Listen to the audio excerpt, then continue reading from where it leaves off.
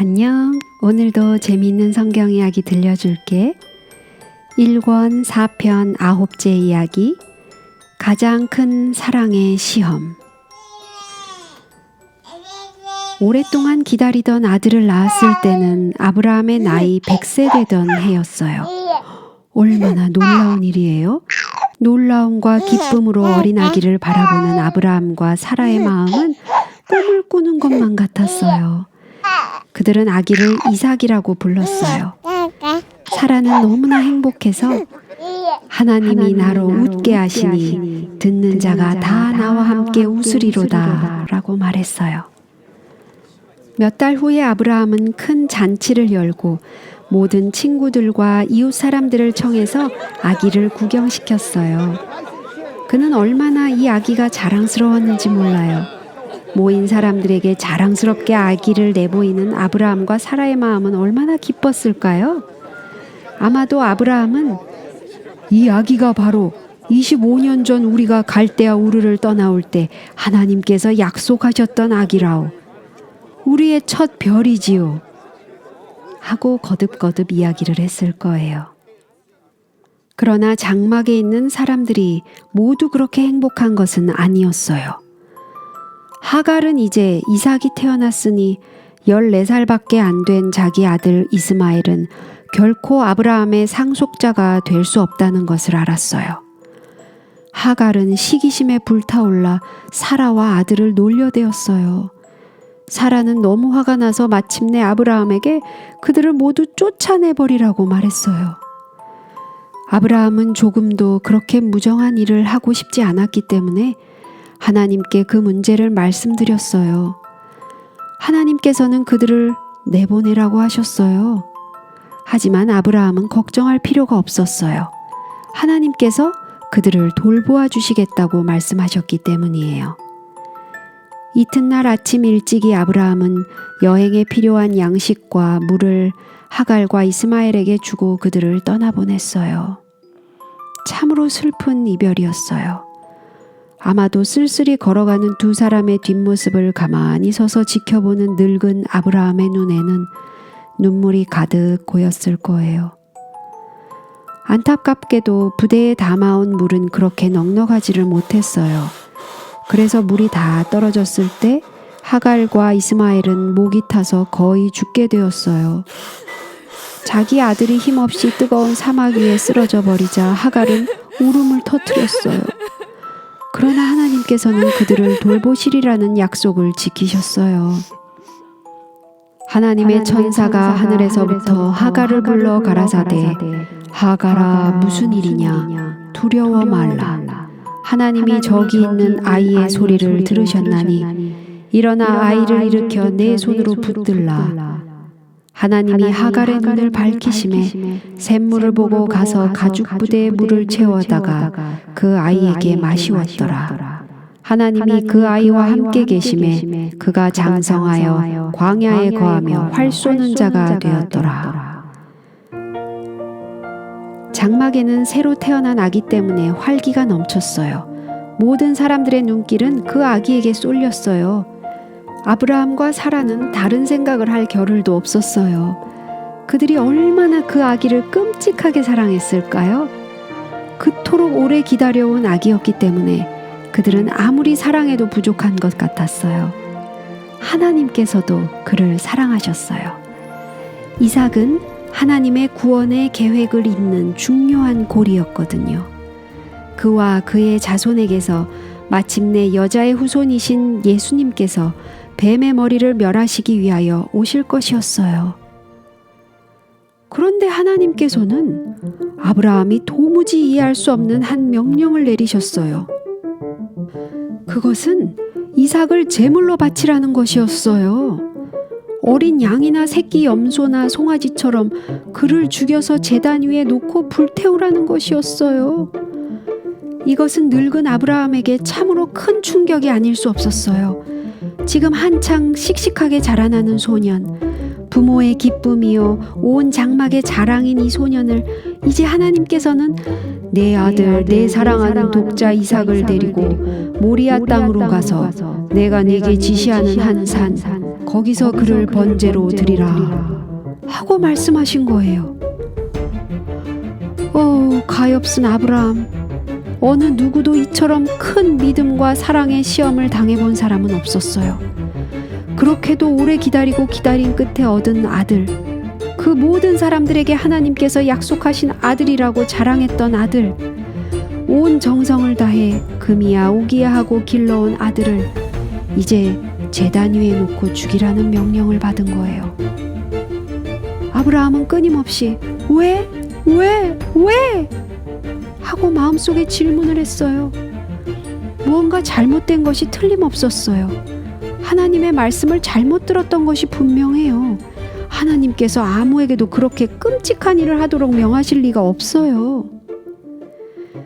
그러나 아브라함은 하나님께서 그에게 말씀하셨다는 것을 알고 있었어요. 그리고 비록 그가 하나님의 명령을 이해할 수는 없다고 해도 그 명령에 순종하기로 결심을 했어요. 그의 마음속에는 갈대아 우르에서 그를 불러내시고 모든 여행길에서 그를 지켜주시고 마침내 아들을 주시겠다고 하신 약속을 이루셨던 하나님께서 아무런 까닭 없이 그러한 희생 제물을 요구하시지 않을 것이라는 믿음이 있었어요. 그리하여 아브라함은 무거운 마음으로 아침에 일찍이 일어나 나귀의 안장을 지우고 두 사황과 그 아들 이삭을 데리고 번제에 쓸 나무를 쪼개어 가지고 떠나 하나님이 자기에게 지시하시는 곳으로 갔어요. 그들은 그 날과 그 이튿날 종일토록 길을 갔어요. 아브라함은 아무 영문도 모르는 이삭과 두 사환을 데리고 함께 갔어요. 얼마나 슬픈 여행이었을까요? 아브라함에게는 정말 견디기 어려운 여행이었을 거예요. 그의 발걸음은 점점 더 무겁게 느껴졌을 거예요. 아마 눈물이 없이는 이삭을 똑바로 보지도 못했을 거예요. 그들은 무슨 이야기를 서로 주고받았을까요? 아무도 그 이야기를 아는 사람은 없지만 우리는 그들의 이야기가 참으로 아름답고 다정한 이야기였을 것이라고 믿어요. 이삭은 나이 많으신 아버지를 깊이 염려하면서 얘기했고 아브라함은 그 이튿날 하나님께서 그에게 하라고 명령하신 일을 생각하면서 이야기했을 거예요. 제3일에 아브라함이 눈을 들어 그곳을 멀리 바라본지라. 이에 아브라함이 사환에게 이르되 너희는 나귀와 함께 여기서 기다리라. 내가 내 아이와 함께 저기 가서 경배하고 너희에게로 돌아오리라 하고. 너희에게로 돌아오리라. 이 말 속에는 얼마나 큰 희망이 들어있을까요? 그러나 어떻게 그렇게 될 수 있을까요? 만일 그가 하나님의 말씀을 순종하고 자기 아들을 죽인다면 어떻게 그들이 함께 돌아올 수 있겠어요? 그렇지 않으면 혹시 하나님께서 더 큰 이적을 그에게 베푸실지도 몰라요. 이전에 한 번도 행하시지 않았던 일을 하나님께서는 능히 하실 수 있으시거든요. 그분께서는 여호와께 능치 못할 일이 없으시다고 말씀하시지 않았나요? 그렇다면 아마 하나님께서는 이삭을 죽음에서 일으키실지도 모르겠어요. 히브리서에는 이렇게 기록되었어요. 아브라함은 시험을 받을 때에 믿음으로 이삭을 드렸으니 저는 약속을 받은 자로 돼 그 독생자를 드렸느니라. 저에게 이미 말씀하시기를 내 자손이라 칭할 자는 이삭으로 말미암으리라 하셨으니 저가 하나님이 능히 죽은 자 가운데서 다시 살리실 줄로 생각한지라. 산 중턱을 올라가면서 이삭은 아버지께서 무슨 생각을 하고 계실까 하고 궁금하게 생각했어요. 지금까지는 그의 아버지와 단둘이 하나님께 새로운 단을 쌓기 위해 여행하는 것을 매우 기쁘고 자랑스럽게 생각했어요. 그런데 가지고 온 물건을 살펴보니 갑자기 빠진 물건이 생각이 났어요. 거기에는 희생 제물이 없었던 거예요. 이 먼 여행은 모두 헛일이었어요. 가장 중요한 것이 빠졌으니까요. 네, 아버지여, 이삭이 말했어요. 불과 나무는 있거니와 번제할 어린 양은 어디 있나이까? 아브라함이 두려워하던 순간이 드디어 찾아왔어요. 이제는 그 무서운 사실을 이삭에게 알려야만 했어요. 그러나 마지막 순간까지 아브라함은 기다릴 수밖에 없었어요. 그는 떨리는 목소리로 대답했어요. 아들아, 번제할 어린 양은 하나님이 자기를 위하여 친히 준비하시리라. 그의 말에는 그가 생각했던 것보다 더 깊은 의미가 담겨 있었어요. 그의 말은 예언적이었어요. 하나님께서는 장차 아브라함뿐만 아니라 모든 사람을 위하여 바로 이 일을 행하실 것이기 때문이에요. 그분께서는 세상 죄를 지고 가는 하나님의 어린 양 예수님을 갈바리에서 제물로 바치실 것이었어요. 그들은 힘있는 발걸음을 옮기며 마침내 하나님이 그에게 지시하신 곳에 이르렀어요. 아브라함이 그곳에 단을 쌓고 나무를 벌려 놓았어요. 단 위에 나무를 벌려 놓는데 그렇게 시간이 걸린 적은 한 번도 없었어요. 그것은 하나님께서 무슨 기적을 행하시지나 않을까 하고 그가 일부러 천천히 했을 것이기 때문이에요. 그러나 아무 일도 일어나지 않았어요. 마침내 그는 이삭을 보고 하나님께서 그에게 명령하신 것을 있는 힘을 다해 이야기해 주었어요. 이삭의 아름다운 성품이 여기에 잘 나타나요. 그는 튼튼하고 활기가 넘치는 젊은이였어요. 그는 얼마든지 반항할 수 있었어요. 그는 늙은 아버지를 제치고 죽자사자 도망칠 수도 있었어요. 그러나 그는 그렇게 하지 않았어요. 그는 자기가 죽는 것이 하나님의 뜻이라는 것을 알았을 때 기꺼이 자신을 바쳤던 거예요. 아브라함은 그의 아들 이삭을 묶어서 제단에 쌓은 나무 위에 뉘어 놓았어요. 하늘과 땅이 그렇게 가까웠던 적은 아마도 없었을 거예요. 제단 옆에는 쉴 새 없이 눈물을 흘리면서 그가 그토록 사랑했던 아들을 마지막으로 바라보는 아브라함이 있었어요. 아브라함 바로 뒤에는 바로 하나님께서 무한하신 사랑으로 자기의 신실한 종 아브라함이 정말 아무 불평 없이 그 큰 희생을 치를 것인가를 지켜보고 계셨어요. 아브라함이 과연 이 무서운 시험을 견딜 수 있을까요? 하나님을 불순종하는 것보다는 차라리 더 쓰라린 고통을 선택할까요? 아브라함이 손을 내밀어 칼을 잡고 그 아들을 잡으려 하였더라. 이삭은 눈을 감고 칼을 기다렸어요. 칼날이 아침 햇빛에 번쩍하고 빛났어요. 그러나 칼은 그의 몸에 와닿지 않았어요. 갑자기 산꼭대기에서 큰 음성이 급하게 들려왔어요. 마치 하나님께서 조바심을 내시며 말씀하시는 음성 같았어요.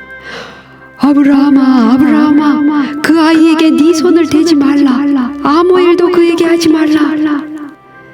그 음성이 제때에 들려온 거예요. 조금만 지났어도 모든 것은 끝장이 날 뻔했어요.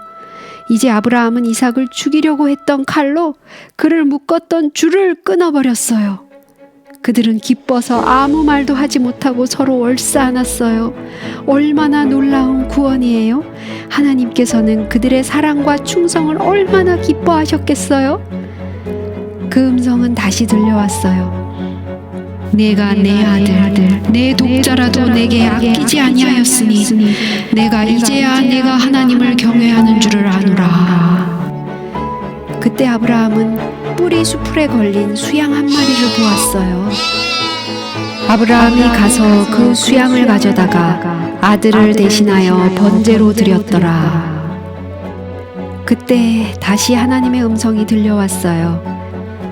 내가 나를 가리켜 맹세하노니 내가 이같이 행하여 내 아들 내 독자를 아끼지 아니하였은즉 내가 내게 복을 주고 내 씨로 크게 성하여 하늘의 별과 같고 바다의 모래와 같게 하리니 내 씨가 그 대적의 문을 얻으리라. 또 내 씨로 말미암아 천하 만민이 복을 얻으리니 이는 내가 나의 말을 준행하였음이니라. 얼마나 놀라운 약속이에요. 하나님께서는 이 말씀으로 하늘의 모든 보물 창고를 그분의 충성된 종에게 열어주신 거예요. 하나님의 것은 영원히 모두 그의 것이 될 것이었어요. 이것이 아브라함이 행한 대로 가장 좋은 것을 기꺼이 제단에 바치고 하나님을 사랑하는 모든 사람들에게 주시는 축복이에요. 사랑하는 어린이 여러분, 여러분도 이렇게 하지 않겠어요? 여러분 자신을 제단 위에 바치지 않겠어요? 여러분의 생애를 하나님과 그분의 사업에 바치지 않겠어요? 만일 그렇게 한다면 하나님께서 아브라함에게 축복하신 것처럼 여러분을 축복해 주실 거예요. 하나님과 함께 약속의 땅을 향하여 걸어갈 때 여러분의 모든 생활은 아름답고 밝게 변할 거예요. 오늘 이야기는 여기까지야. 다음에 또 재미있는 성경 이야기 들려줄게. 안녕.